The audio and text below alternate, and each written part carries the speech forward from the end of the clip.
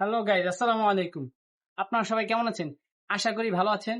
অনেকদিন পরে আপনাদের সামনে পথের পাঁচালী থেকে আমি আপনাদের সামনে উপস্থিত হয়েছি। তো আজকে আমাদের যে মিশন, আজকের মিশন হচ্ছে যে আমি অন্যের বাড়িতে যে বৃদ্ধ মানুষ আছে তাদের খোঁজ খবর নেব। তো তাদের সাথে কথা বলবো, তাদের দিনকাল কেমন যাচ্ছে বা শরীর আশায় বিষয়ে কেমন সবকিছু জানবো। তো চলুন, লেটস গো। অন্যের খবর নেওয়াটা একটা মনের বিষয়, যে মানুষের খবর নেওয়া কি রকম আছে, কেমন আছে, এটাও একটা বড় মানসিকতা প্রয়োজন। আমার মতো আপনারাও সবাই পাড়া প্রতিবেশী খোঁজ খবর নেবেন, যাতে করে তারা কোনো অসুবিধা আছে কিনা জানতে পারেন। যদি আপনার সমর্থ হয়, আপনি তাদেরকে সহায়তা করবেন, না হলে ভালো মন্দ জিজ্ঞাসা করে তাদেরকে খোঁজ খবর নেবেন। এটাই হলো বড় একটা মানসিকতা। তো আমরা এই মানসিকতাটা, তো আমরা তো দেখাচ্ছি, তো আপনাদেরকে উপস্থাপনা করতেছি যে আমি একজনের সাথে কথা বলতে আসছি, যে এই বাড়িতে একজন মুরব্বী আছে, যে ওনার বয়স হয়েছে অনেক। তো জানি না কত হয়েছে, তো আমরা জানবো তার বয়স কত হয়েছে, সে কেমন আছে, বা তার দিনকাল কেমন যাচ্ছে। চলুন।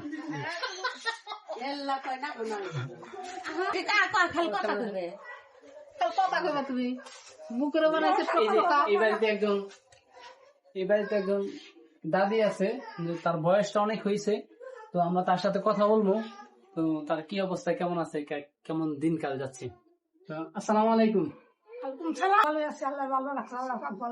আল্লাহ পাক ভালো রাখছে না? তো আপনার দিনকাল কেমন যাইতেছে?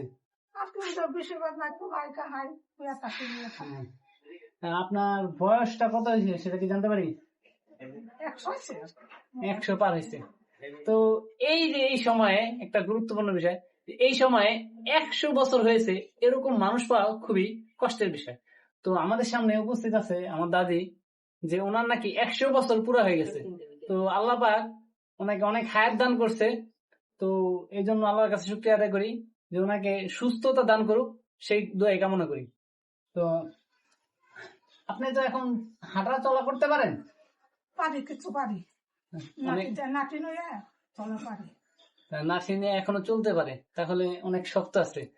তো এই বিষয়টা খেয়াল করছেন যে আল্লাহ পাক ওনাকে কতটা হায়াত দান করছে। তো এখনকার মানুষ 50 থেকে 60 বছর হইলে মারা যায়। তো আল্লাহ পাক ওনাকে হায়াত দান করছে, 100 বছর বাঁচার মতো তৌফিক দান করছে।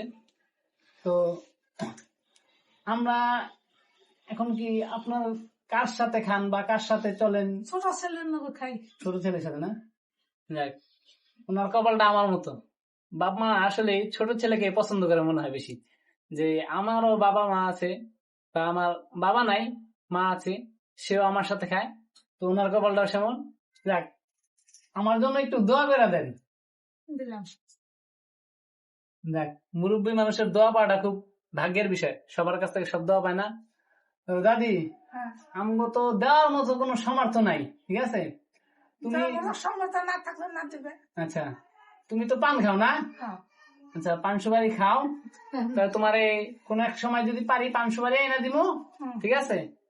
আর দেখা যায় এখন যেহেতু আসছি, তো তোমারে সম্মান স্বরূপ নাও এই 100 টাকা দিয়ে গেলাম, কারণ এটা আমার নিজের কাছ থেকে দিয়ে গেলাম।